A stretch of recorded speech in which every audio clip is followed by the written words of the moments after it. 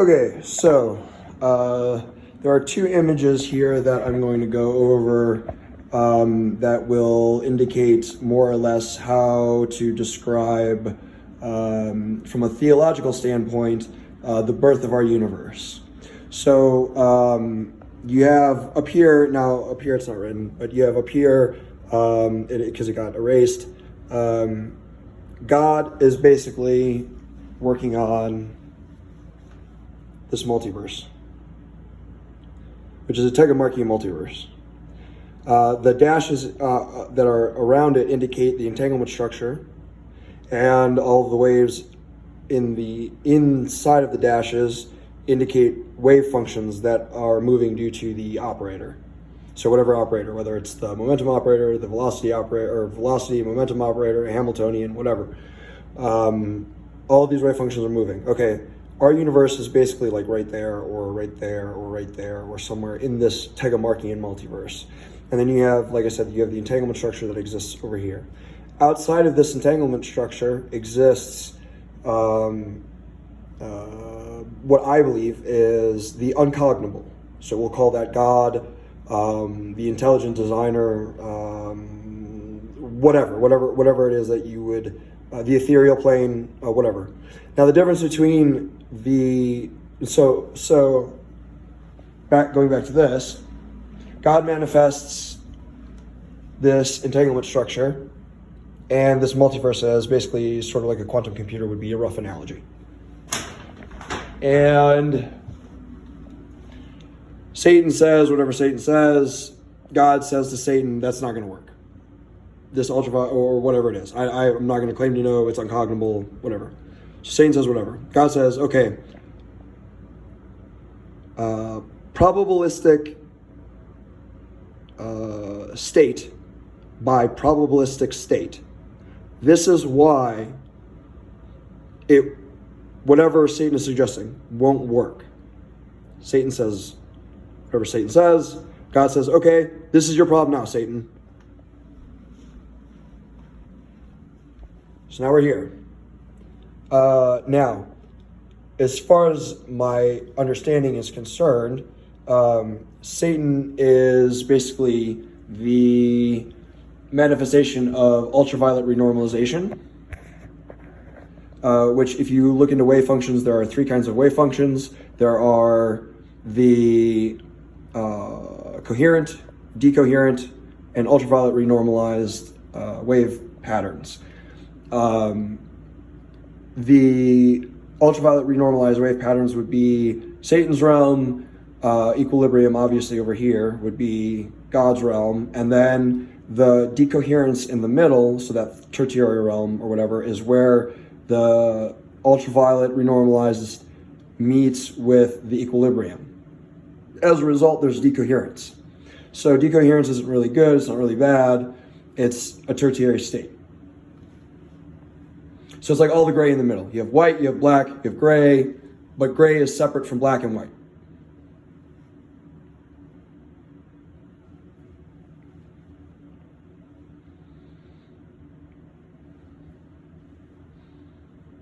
So this way, it's not a false dichotomy. Anyway, right, so then you have our multiverse, right? And then you have the entropy from the Tegemarchian multiverse, and then we're a subsection of that entropy, supposedly, based on this model. And so the reason, so if one is wondering why doesn't God step in and just make all of this different?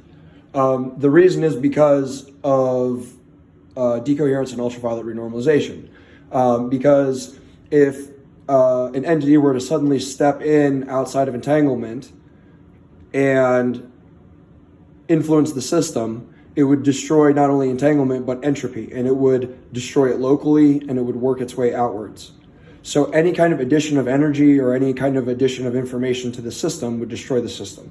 Okay, so we've established that that there are limitations for the way that this unlimited power has the ability to interact in the system, not because of its limitations on the power, but due to the limitations on the system. otherwise the entire system would be destroyed, and then it would be nothing but destruction constantly. And that wouldn't be an equilibrated system either. So the moral of the story is that if there were to be an entity that were that powerful, that were to all of a sudden put its finger on the multiverse, let's just say, for example, and change something, it would destroy the entanglement structure. It would destroy the entropy. It would destroy the wave functions, the local wave functions. It would cause decoherence all the way out. Decoherence would cause ultraviolet renormalization, and it would all be basically annihilated. So there are limitations, but not actual limitations. There are kindnesses that this entity is taking to maybe self-constrain something for the purposes of not destroying everything in existence as we are aware of it, I guess. But I digress. So there's not good and evil, because that's a false dichotomy. There is coherence, decoherence, and ultraviolet renormalization.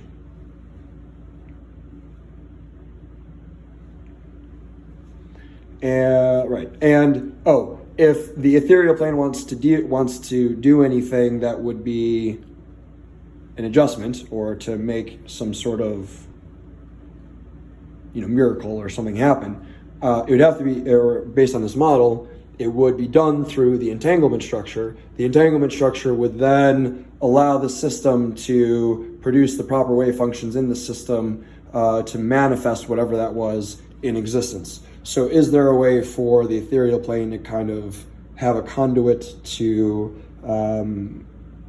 somewhat be involved in our lives or whatever, kind of, sort of, but at the same time, it's very difficult, and the system is very delicate and very, and so as a result, right. And then as far as what I believe in terms of what comes after. So after you die, then what? You come back as a Boltzmann brain. Okay, so this is something that science has already acknowledged, that Boltzmann brains are a thing, that they will fluctuate into existence, and that when you die, you basically, it's like the same as going to sleep. Your entanglement structure doesn't disappear, but then when the Boltzmann brain that is your Boltzmann brain, your unique neurological fingerprint, fluctuates back into existence, you're then judged based on stasis. So it has nothing to do with God. It has nothing to do with whether or not you're a good person or a bad person. It has everything to do with stasis, because good and evil don't exist, right? The notion of the dichotomy does not suffice in a three-dimensional world. Okay, so since the false dichotomy does not suffice in a three-dimensional world, there has to be three options. Those three options are coherence, decoherence, and ultraviolet renormalization. So when you get judged, it's a matter of what you do in regards to stasis. So things like quality of life, things like did you when you walk by somebody who was asking you for help with their stasis, genuinely asking you for help for their stasis, because sometimes people will just due to decoherence or whatever, they'll try to game the system or whatever it is people do, whatever knowledge seekers do, because they don't understand. Right. So I guess the moral of the story is that the only thing you have to worry about is stasis. Stasis is differential geometry of energy in the environment into an equilibrating system, which is basically, for all intents and purposes, how we describe what's going on here as the electrochemical action permeability, which shapes the neuronal configuration. So the state of existence, the state of energy production in a coordinated entanglement structure, which produces first produces life, which is intentful effect, and then produces discipline, which is higher order intentful effect, which is generated from consciousness.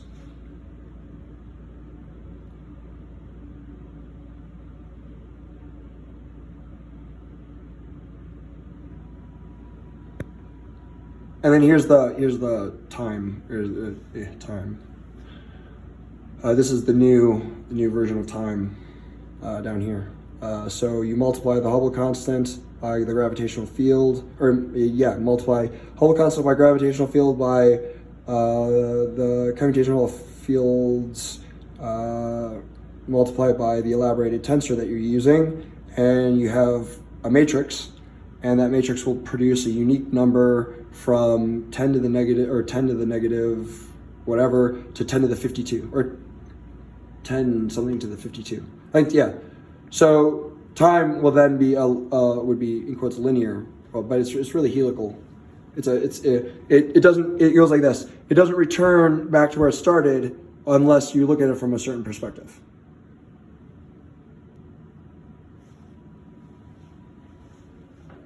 So that's the